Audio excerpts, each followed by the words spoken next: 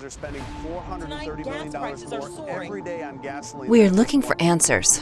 We're pissed off, lost, seeking truth and unbiased information. We want to make our country safe again. We are passionately holding on to our freedom. We want to defend our nation.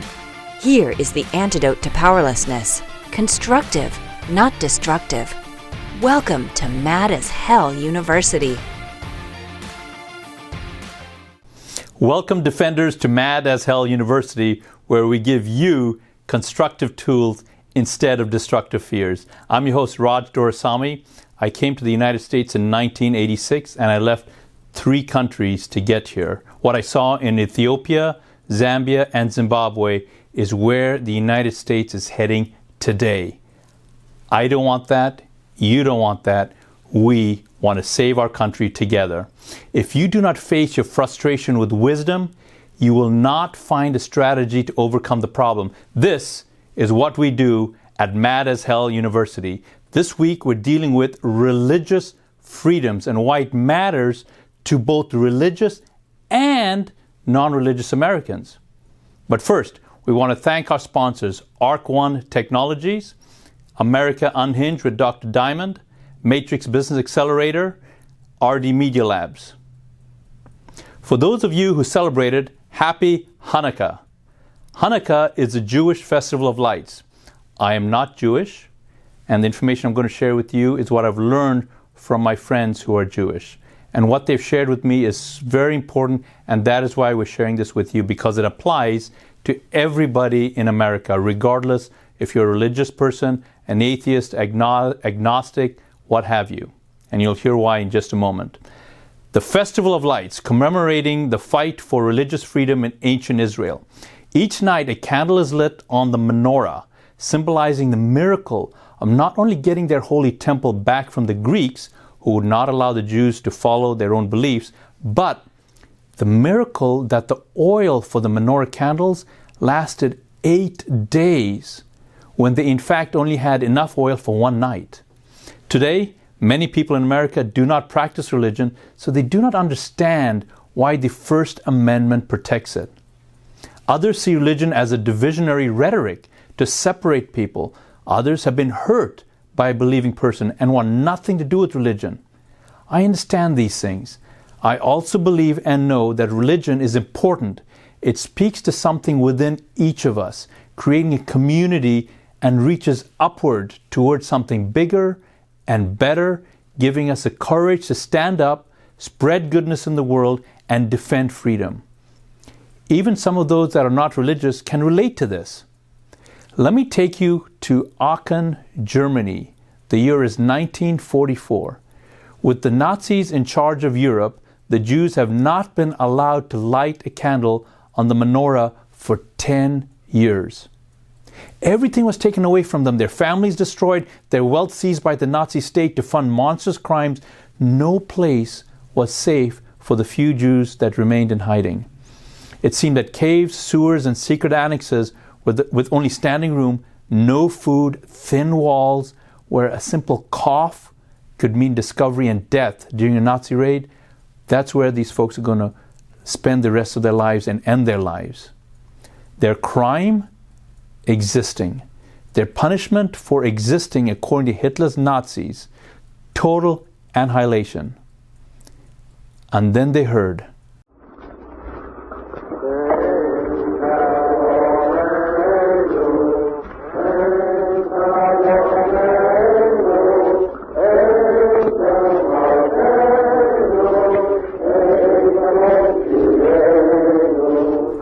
En Keloheno is a Jewish hymn of praise.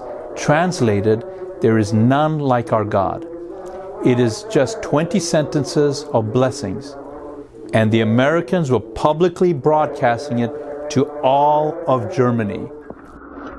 This is James Cassidy with the American First Army speaking from Germany.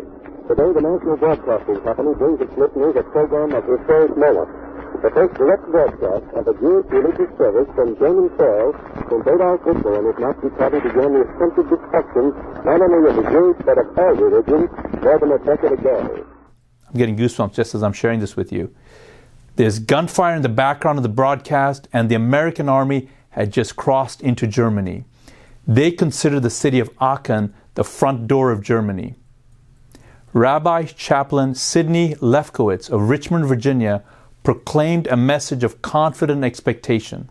The good tidings that the light of religious freedom has pierced through the black darkness of Nazi persecution, that freedom of conscience again exists in the land which sought to deny men that right, that an eternal faith has lived through and will outlive the fanatical power which sought to destroy it. So you can see, it's not just about a religion, it's about a freedom of conscience. You have the freedom to meet, to speak, to gather with those you love in a space that is holy and meaningful to you and your family without force or fear. Why are we talking about this? Because COVID restrictions have cut down on face-to-face meetings, curtailed on our travel to see loved ones. Many of us are being left hollow because we did not see our loved ones before they left this earth. We used to be able to have gatherings without fear. Churches, temples, synagogues, mosques are starting to reopen, but we keep our faces covered in order to obey. While COVID is a disease and it must be regarded with responsibility and care, it is not right for a powerful few to instill fear on the people they lead, forcing them to fear and intimidation to follow some set of behavioral mandates. That's not American. It's not how our country is built. Our country was built to achieve an end result through discussion, collaboration. It's not censorship and dictatorial mandates. It's not right. We should gather in community, not fear. Where I have lived, there's persecution instead of freedom. The state or country will not protect your beliefs or gatherings. Some places, if your personal beliefs go against the government, you'll be executed. Where? The Taliban, who America defeated, enforced rules like this. America is unique. The Heritage Institution writes, ultimately, everyone benefits from religious freedom. It covers all people equally, Christian, Jews, Muslims, agnostics, atheists. Religious freedom preserves America's diversity, where people of different faiths, worldviews, and beliefs can peacefully gather together without fear of punishment from the government. Efforts to repress religious freedom is not just an attack on individual liberty and human dignity, but on the very foundation that made America strong. And the Supreme Court has upheld this idea in 2020 multiple times. How? Governors and government tried to overreach. They attempted to close churches under orders of limited gathering, while those same governments allowed businesses, casinos to be open. A few religious leaders got mad as hell and took their case to the highest courts in the land. The religious freedom won. Where? Nevada, New York, New Jersey, Colorado, California. Leaders of synagogues, temples, churches, and mosques, the fight may be coming to your state soon. You have a unique position in your community to help defend our union. We have action steps when we come back.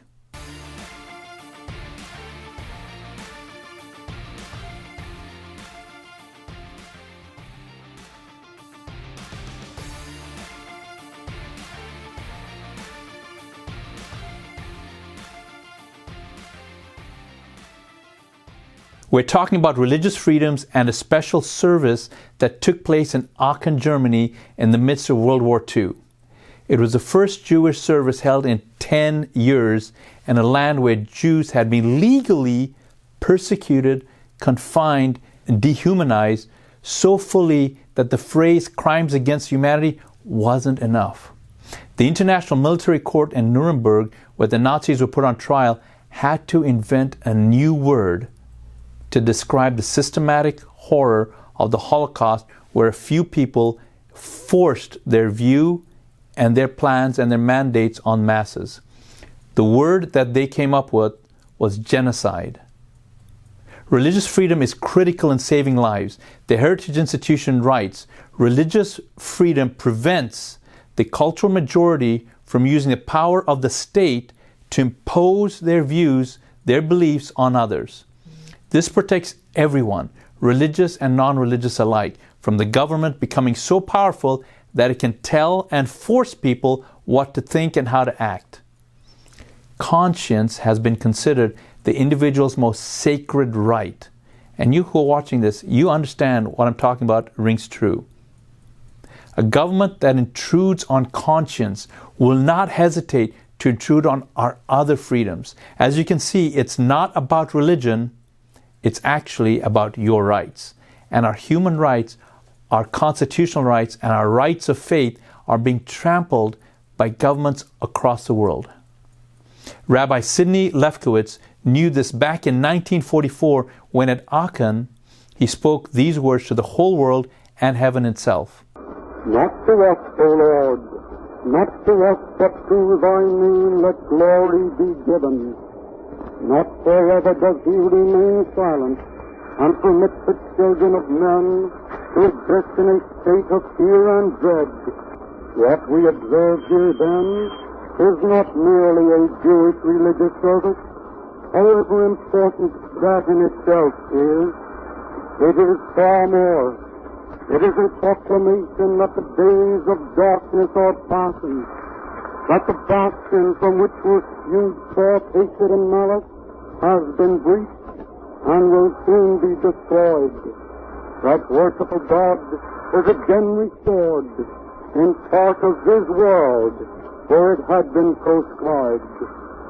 May it be God's will that the time be near when tyranny shall be entirely routed. Action steps coming up in 3, 2, 1.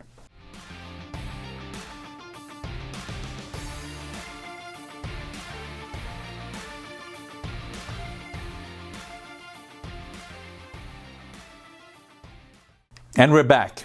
Step 1, know your rights. Attorney Jeff Childers of coffeeandcovid.com has a section on his website called Faith and COVID.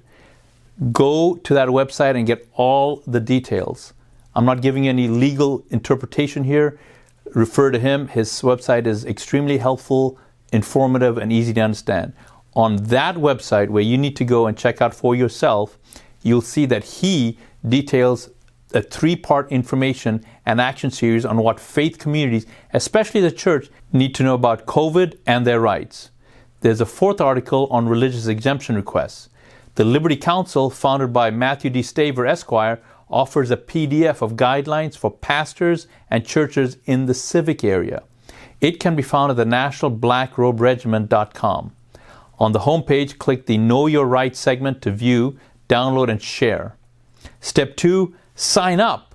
Go to defendourunion.org. There you will see a pastors and ministry section. This will take you to a section on the website where you can get involved with organizations both local and national. Another organization of faith leaders is America's Black Robe Regiment, named for the patriotic pastors of the 1776 American Revolution. The Black Robe Regiment sponsors national, local, and digital events to educate pastors on their rights as pastors and issues that have political impact on their Judeo-Christian beliefs. The original Black Robe pastor, Reverend Peter Muhlenberg, said in his Sunday sermon in 1776 the following: "In the language of the Holy Writ, there was a time for all things, a time to preach and a time to pray, but those times have passed. There's a time to fight, and that is now coming." Then he took off his black clergy robe and revealed a military uniform. Men from his church joined him, eventually becoming the 8th Virginia Brigade. Peter Muhlenberg served as a field officer and then later in civilian life served in the Pennsylvania Senate. Armed conflict is the worst way to resolve issues. It is imperative that you take these steps now that we're talking about and use your voice and your vote to protect your country, and that you take those steps now. Step 3, get your faith community involved. You're watching and you want to get your faith community involved, sign up at Defend Our Union and you can connect with an organization and a cause that you care about. For example, County Citizens Defending Freedom is looking to grow their organization with ambassador volunteers making a difference at the grassroots level.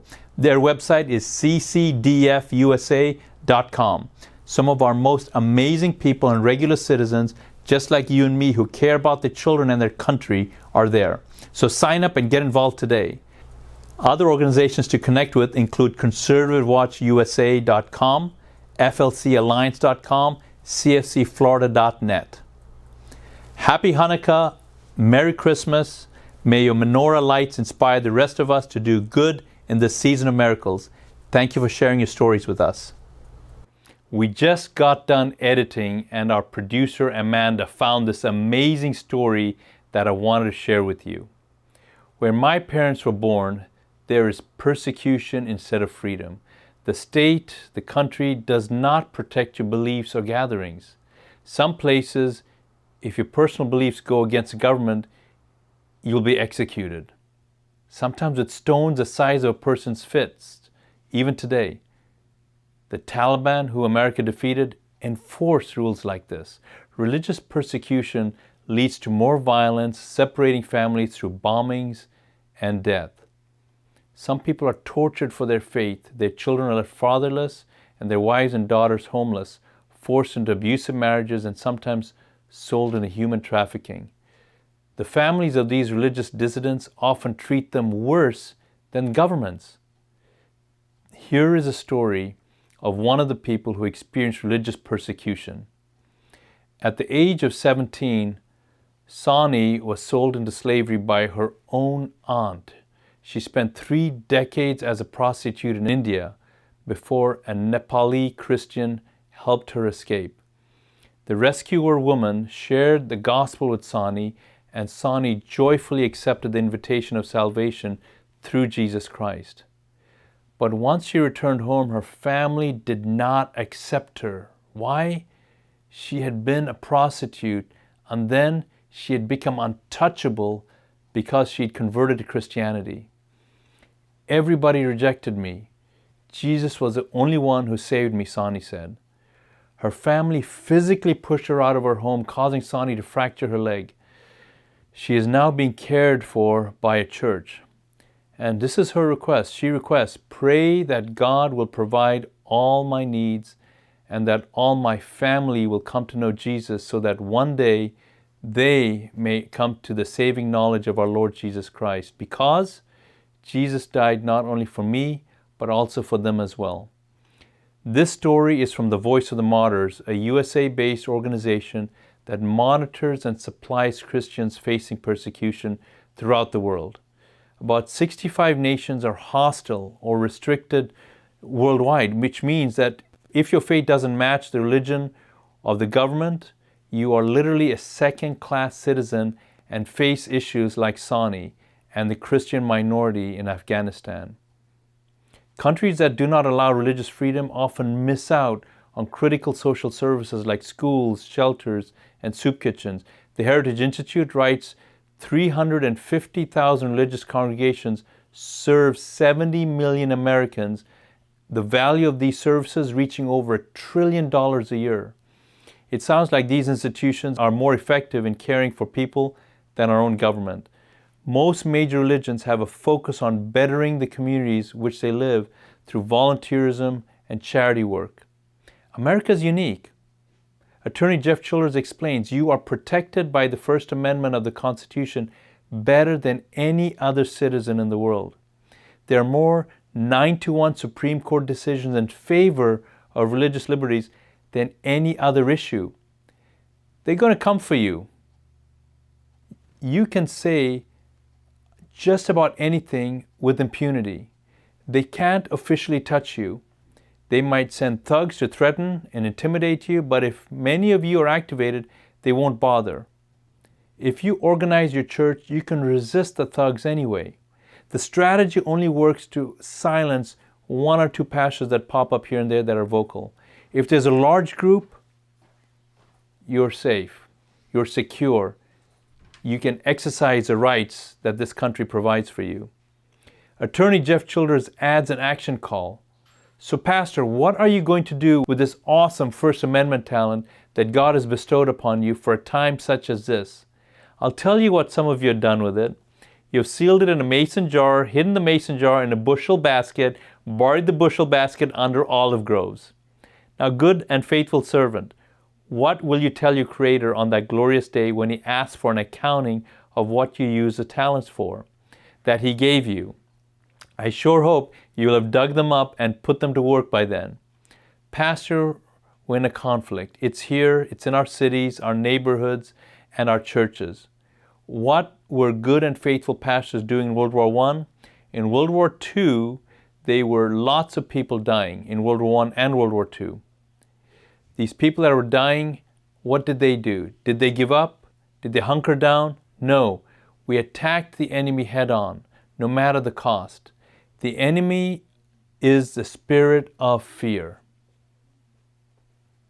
So folks, thank you for listening to this. I so appreciate you taking heed to what we're talking about.